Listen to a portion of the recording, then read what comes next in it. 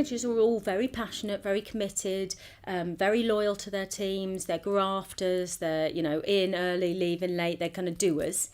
But actually, I did the PDR in March for everybody, and we sent round this kind of template thing around self-evaluation of where they were. And actually, I didn't get them anonymously, but had I have got them anonymously, I could have told you exactly who'd written each one.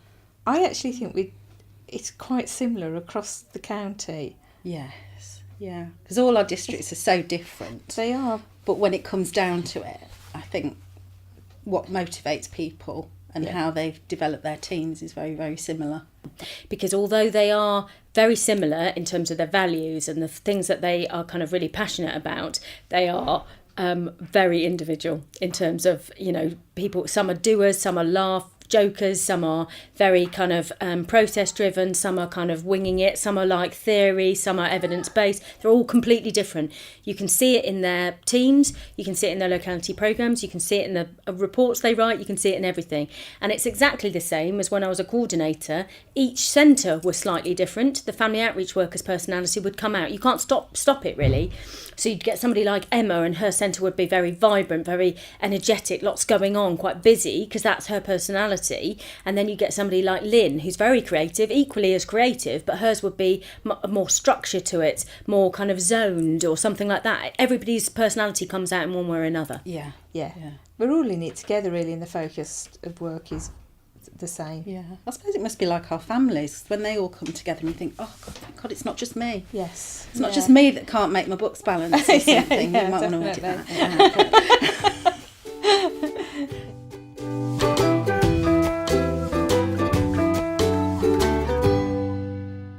I've got a memory of my first day, which is hilarious. It's not hilarious, it's hilarious to me. Everybody else will be like, right, okay, and... Well, it's an odd thing because I came into post a few months before my first family outreach worker, so it was just me and my boss to start with. And yeah, we had a row on my first day because I wanted the team that I was going to develop to work in a certain way, and my boss had a different view on it. And I remember going home that night and saying, I cannot work like this. So that was my first day. But I suppose thinking about what I took away from that is that we were both very passionate about getting it right, because it was a whole new thing for our patch, and it mattered.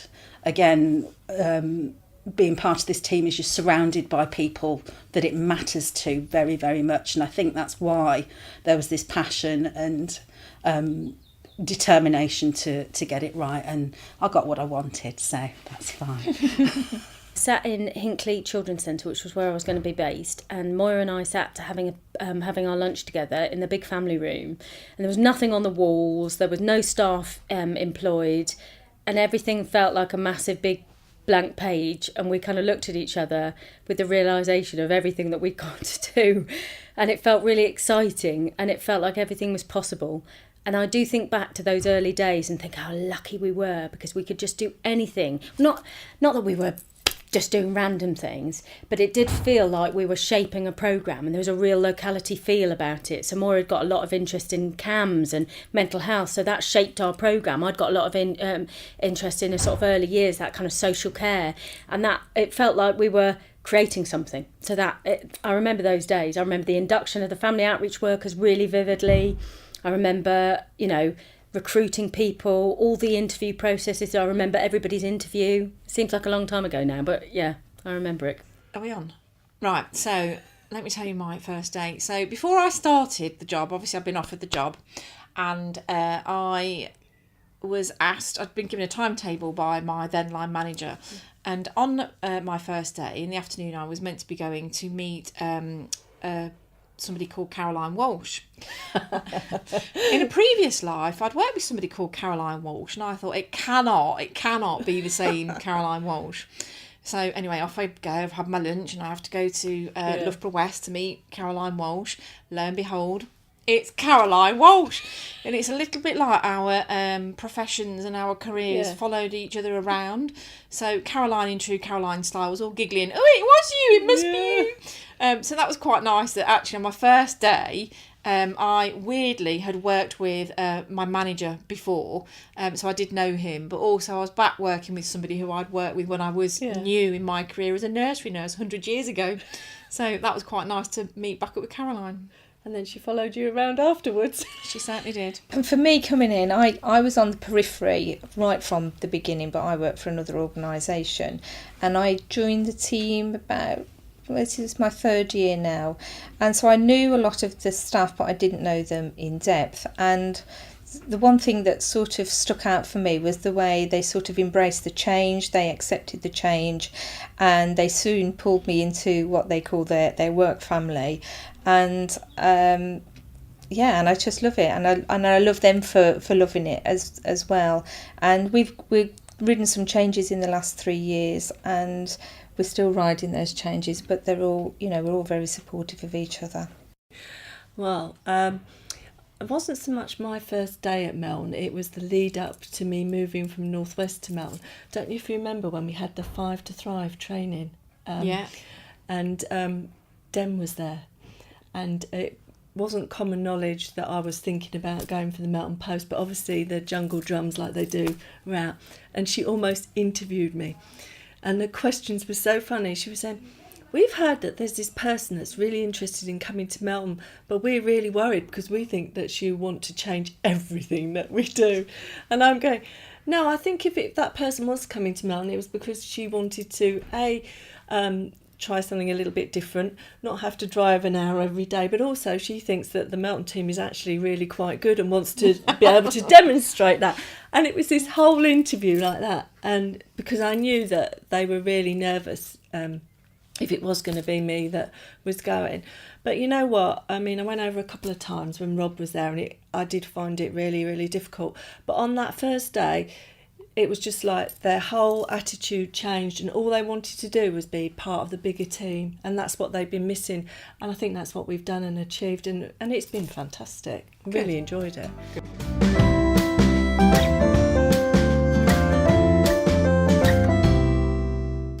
My team. I find it quite difficult to put in words how I feel about my team after 10 years. What's that for an anniversary? I don't know. There's a few of us coming up to that. I don't know, probably wine. We'll do. We'll have our wine anniversary. So Team Charnwood, we've got this group messaging thing so that we know everybody's safe, and we're known as the Charnwood Posse.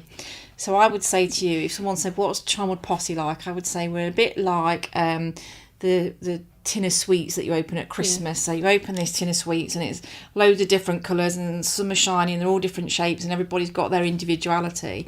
But actually, if you dig deep, there's loads of richness in there. I think my team are brilliant, and they are a team. They are very gelled together. They talk about themselves as the work family, and I think they definitely are family to each other. We've spent a lot of time together, and actually they notice the smallest things about individual people. They know if somebody's having an off day, and it is that sort of balance in the relationship that if one person's down, the team rally around them. And they are here for all the right reasons, to support families, and they can go home to some issues themselves, like Sharon was just saying, and they come to work and they know they can get support at work as well. And I, hand on heart, will tell you that I absolutely adore every single one. I'm going to get all emotional. Yeah, I'm getting emotional now. I adore every single one of them for the reasons that we've talked about in the past, in that, when the poop hits the fan, or when we have an inspection, or there's some event that we need to put on, they, without a doubt, I don't have anybody in Charnwood that would say to me, I don't want to do it, I'm not interested. You've got the loud, leery ones, and you know who you are. You've got the quiet thinkers, thank Lord for them. And actually, they kind of complement each other really, really well. So we have got the people that want to go off and do something, make it happen like now. But then we've got the other part of the team where we've got people saying, Jill, wait a minute, the best way to do it is A, B and C. And for me, they're just they are my work family. Yeah. I love them to bits. We have such a laugh, even when, you're up against all odds, when the inspectors are trying to get everything to be pulled out of every drawer because they need it right now. People will go and do it, then will do it willingly because of the love for the job and the love for their team. So, Team Charnwood, your ace. But I think because I've had the same team of family outreach workers that have joined me over the years. It is that feeling of you know how they're feeling about things. They can read me like a book as well, and I think just the dedication that they've all shown over the years, while we've had ups and downs and changes and going through what we're going through at the moment, they still show up and they give their best to families, even though none of us know what's around the corner. And I think that's an amazing quality. It would be so easy to just think, I'm not going to do that. But they don't. They are invested in everything that we do because it matters to them, because families matter to them. And I think I've got so much admiration for them to be able to carry on doing stuff when families don't want to work with them. They find a way. When they get people coming over the threshold that are just in bits, they seemingly instinctively know how to support those families. And I'm just so proud of them because they're my team. I think, and I would say that all the children's centre coordinators would probably say the same. But the resilience, to keep trying and keep knocking on that door and keep ringing them in to invite them back into the pathway, or to get them back on that few course, or, somehow make sure that family's engaging. I think, they can see that family can have a better life, or, they can do better for that child. And yeah, they are resilient in trying to force that relationship, really, in a non-forceful way. Do you know what I mean? Yeah, that commitment to kind of make things better. Because across the team and across the different centres, caseloads do differ. There are different levels of safeguarding, different levels of need, but there's still that kind of commitment to make things better for that family wherever they are, wherever they happen to be at. They're relentless. Yeah, relentless, and that kind of not losing that passion. And I think, especially over the last few months when we've had the review hanging over, I think, initially there was quite a bit of kind of focus and conversation on that and that change and that's coming. An upset. Yeah. But ultimately, I think where we are now, it feels as if we don't want to think about it, not because we're putting our head in the sand, but because we want to just get on with the day job and keep doing our best for the families that we're working with, because we're in the here and now, and that's what we're here to do. Yeah, pure determination. How do I follow that? Team Melton are ace too. Not as ace as Team Charnwood. No, we're a bit competitive. Yeah, we are very competitive, aren't we? Melton, as I said before, small but perfectly formed, an amazing team. The work that they do when there is such a small number of them is phenomenal, and you see that in the quarterly reporting. The numbers are unbelievable. And it makes you so proud, but it's all about the families. Everything they do is about the families and also about the community. As I said before, they all give 110%. I love working with them, which is really difficult because I know I'm going to be leaving shortly. So I have to tell you guys, I absolutely love you, a brilliant team. Don't know how I'm going to follow on from working with you guys. They just make me really proud. And as you say, it's my work family and my home family. Oh, and we have a dog family at work as well, because a lot of us have got dogs and stuff, particularly that Claire and Harry, which is quite funny. We've got the strong personalities, we've got the quieter people, but they all complement each other. And they give, because they provide the families what they need, but they help and support each other as well. And, supported CSAs to come through.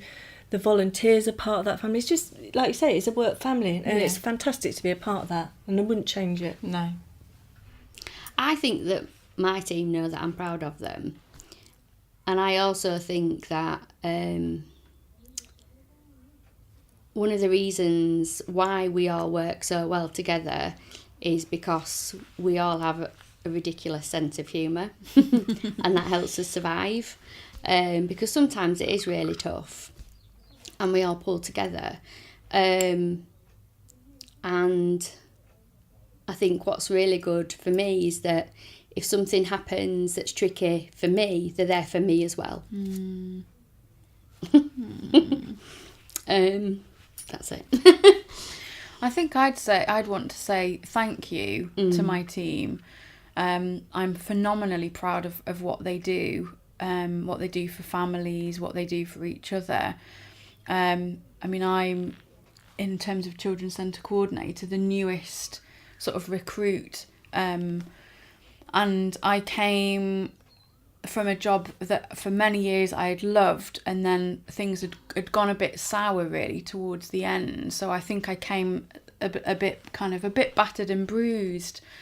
And I think from the word go, I was absolutely kind of overawed by the sort of scale of the job that I'd taken on, but have just absolutely loved it. And I'm not sure that I thought I would get back to that point in work, but actually I think I love this more than I've ever loved any job. And I think, you know, to be able to say that, especially when you've maybe been in not such a positive place, says a lot for the people that you work with on a daily basis. And just that, you know, I love walking into any of the centres, but Coalville, which is kind of the hub where, you know, most people are based, you know, there's that kind of lull if you get in early in the morning and not many people, or you're the first person in, just you and the cleaner. But then as it fills up during the day, and that kind of buzz walking around the centre, you know, this is who we are, this is what we do. It's fantastic. The moment of pride was getting our good Ofsted. We'd waited for a very long time for that. We were the last ones to be inspected, and just the wave of pride and emotion that I had, cried in front of Moira, of all people, because I was just so proud of what everyone had achieved. So that's the snapshot moment. But I think there aren't many days that there isn't something happening within my team that makes me proud to be part of it and proud to know them as individuals, because most days I read a case note, or I talk to a parent, or a volunteer tells me something about the difference that's been made by the work that my team does. So I think every day has a proud moment in it for me. Yeah, I totally agree with Shannon. Every day you can find something to celebrate. But I think the pathway overall for the county, it started as a tiny little seed, and the pathway has grown tremendously from being quite fragmented and seeing families in different buildings under different staff.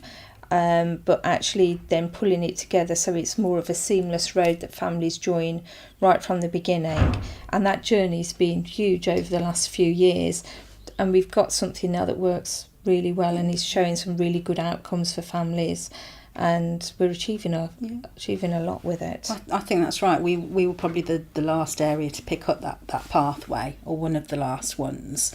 And hearing from your service manager that a child now is not going to be removed and taken into care, and the pathway and the pathway lead playing no small part in that is just incredible, life-changing stuff. You can't ask for more.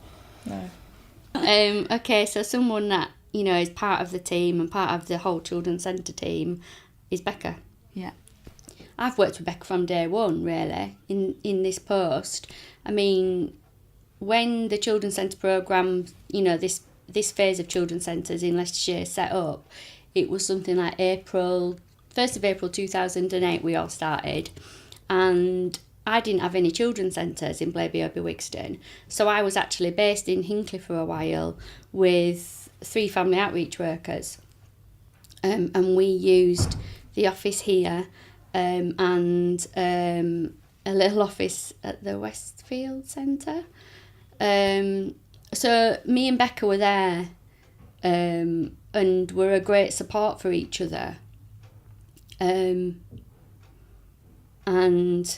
you know, she kind of got Hinckley to where it is, and then obviously left and went on to be the service manager, and she's perfect for it.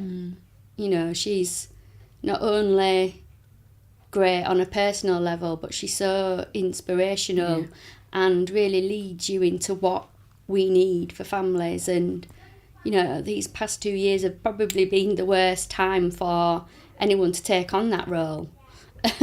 But she's done it brilliantly. Yeah, I think, she's absolutely phenomenal, I think. She knows, you know, as Lou said, because Becca's been in the programme for a very long time, she knows everything about the programme. And, you know, is the biggest advocate and fights, you know, harder than I think anybody could believe for the programme, because she has seen the impact that it has, and is such a sort of strong believer in all that it stands for and everything that it has been and can be and will be.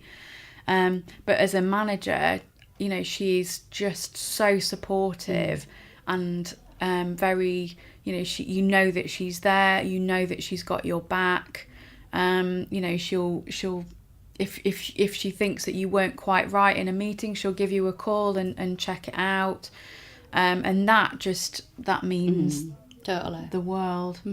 And I think makes the difference. You know, that enables us to be there for our teams, because you know that you have got somebody there who, you know, is fighting for you and for everybody else to the death. Definitely. And when things have got tough, and like, you know, these past 2 years have been tough, she's always said, and I've always said, we still believe in the programme, we still believe in the purpose of it, and that's what we'll fight for no matter what moving forward.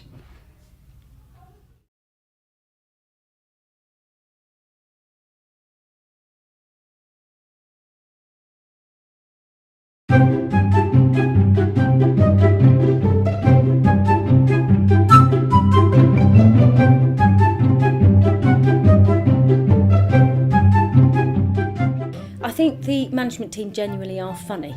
I mean, Sharon Lee is hilarious. I mean, Rachel's hilarious, Lou's hilarious, Katie, they're all, you know, Jenny, Claire, so I've got to mention them all.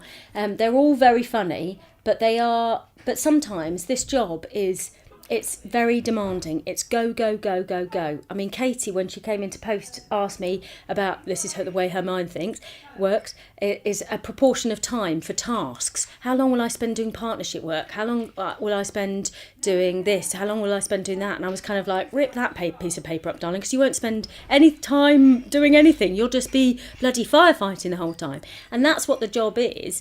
And that's the great part of it, and the creative part of it, and the, you know, flying by the seat of your pants part of it. But you have to come together to have a bit of a letting off steam, and also to see the funny side of it, because ultimately people are really passionate. I know people say it, and I'm sure there's other services who feel they're equally passionate, but I've never worked with a group of people who are so committed and don't have the judgment, the negativity towards other families. We may not get it right, but I think 100% every single person in the service wants to do the best for children and make a difference, and that is fundamentally, it's like a golden thread running through the whole service. And humour is another part of that, because we're all young, you know, well, not that young, but you know, we're all kind of we've all been in the programme. A lot of us have been here for 10 years. And actually, you know, we've seen successes and fails, and we've seen families come and go, and we've seen things that have worked and not worked. And the kind of what keeps people going is the kind of focus on families and their teams, and teams that laugh together, stay together. I think everyone has their moments. So what is funnier than farting? So my story is about an inspection. So we've had our inspection. We've been inspected at Loughborough West. It was the end of the day. It literally was the Friday before Christmas was going to be on the Sunday. So there was myself and two, my line manager at the time, and somebody else were in a room, a quiet room, I hasten to add. And we were sat there literally waiting. They were doing their end of day deliberations. They were going to come and get us any minute now. We were all really, really anxious. Two of us were sat down. One of us were not sat down. And somebody in the room farted. And it was like that. I wanted to sit and do that. I wanted to sit and do the awkward and embarrassing laughing just to get it out of the way. And nobody flinched. Nobody looked anywhere else. Nobody acknowledged it had even happened. And I didn't know the other two enough to be able to have this common hilarity. So I held it in and then pretended it never happened like everybody else. So to this day, between the three of us that were in the room, never been discussed. We were talking about it in Blaby Obi Wigston about one of our funniest moments. And lots of people will remember Tony Booth. He was a children's centre coordinator with me. And was really knew his stuff, but was also very ditzy. So would turn up at the wrong venue all the time, ring me to ask me where I was, and I'd be like, well, I'm in Bow Manor Hall, Tony, with everybody else, and he'd be at Quorn Hall. Or, you know, I'd be at one children's centre and he'd be at another. So quite a few occasions like that. But the funniest occasion where the ditziness just went to a whole new level was when one of our family outreach workers at the time, Chrissy, had blonde hair one day, and then the next day came into work and she dyed it and it was black or very dark. And Tony rocked up to work one day and I could see him looking at Chrissy, and then he just went, oh, I'm sorry, I don't think I've met you before. I'm Tony Booth. It was just like classic Tony. And that is one thing, I mean, that must have happened 5 or 6 years ago, but it's one thing that still makes us chuckle to this day, because you're just so random.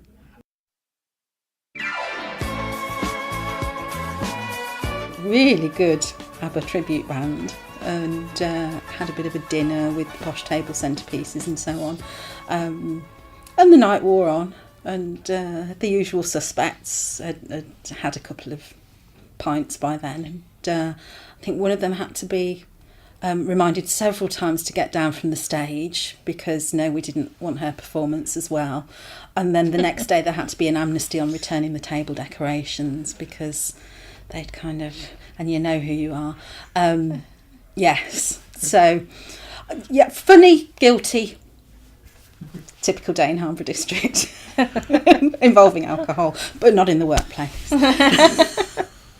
I suppose the funniest thing was our Christmas do, because we were having a really good time, and we're a small team and we were out, so there's about 8 of us, I think, and we had this set meal and somebody had prawns, and I'm sure it wasn't Kerry, but somehow Kerry got the heads of the prawns and was doing finger bobs like this across the table. But you had to be there, as we've said, to was there alcohol involved? Oh, there was alcohol involved. There was also lots of singing and dancing as well. I found that both Kerry and Elizabeth have got amazing voices. They could actually, go on the X Factor or something, yeah. Not bad. I think in Hinckley we've just recently had a team day, and it was a very a surprise team day, although managers had planned it for quite a long time, but we didn't tell anybody till a couple of days before where we were going, and we were going to be wild women for the day, out in the woods, making things, very back to nature, except for it lashed it down. I'm being polite. The night before, all through the day, we had some very long faces. We couldn't change it. We just had to merrily muck in and get on with it, try and keep ourselves warm. We put a little pack together, a little survival pack, and we all had our thermal little silver blankets to wear. Candlemint cake. yeah, St Mars bar. And one of our ladies, we had some sort of walking the rope activity to do, and she took on this challenge with gusto, I have to say, and jumped on it like I've never seen anybody jump on anything before, and we were all a bit gobsmacked, and she won the Wild Woman challenge, and she was very deserving of the trophy that she had. Fantastic. That's why we're going pottery painting for our team day. I think some days it's almost it's the ridiculousness of the because you go from talking about a massive safeguarding issue to taking a phone call about a leaky roof, and it's just that kind of, Yeah. you know, you're sort of Such a spinning. wide spectrum. Yeah, such a wide spectrum of things, and that's one of the things that I hadn't kind of grasped at all about the role, is that, you know, I mean, I had a leaky roof situation quite early on in post, and it was kind of like, you know, this is, you know, what do you do with this, and you're kind of learning all of the time. But I think Lou's right. Everybody needs to have a sense of humour, in our teams, but also in the teams that you work alongside. Yeah. I think, I mean, for us it'll just be like a one-liner. Someone will come out with just a random one-liner and we'll all be in hysterics, or, you know, crying with laughter and actually not even realising what you're laughing about. Yeah. But you need it, you really do need it. Or it might be that, you know, the radio's on in the background and someone suddenly decides to belt it out. Who's not got the greatest singing voice. I'm sure everyone will know who I'm talking about. But it's good fun. Yeah. You know what I mean? And you need that. You need your little breaks every now and then, or even if it's just 5 minutes down to, actually today we are going to have our lunch break and we are going to sit for half an hour and have a natter and eat our lunch together, and that probably might only happen once a week or every fortnight. You know, you try and encourage people to do it, but, you know, it's life. But, you know, when you do, it really helps you. It's good for the soul. And I think sometimes, you know, reflecting on, it is a very unique work environment, and sometimes you can kind of just, you overhear. I remember ages ago, one of the social workers on the phone, and I was kind of just zoned in for a moment, and she said, I need to get a police check on this grandma, and it's just like, you know, most people would never ever hear that line in their office ever in a million years, and it was just like, yeah, that's just an average day in a children's centre.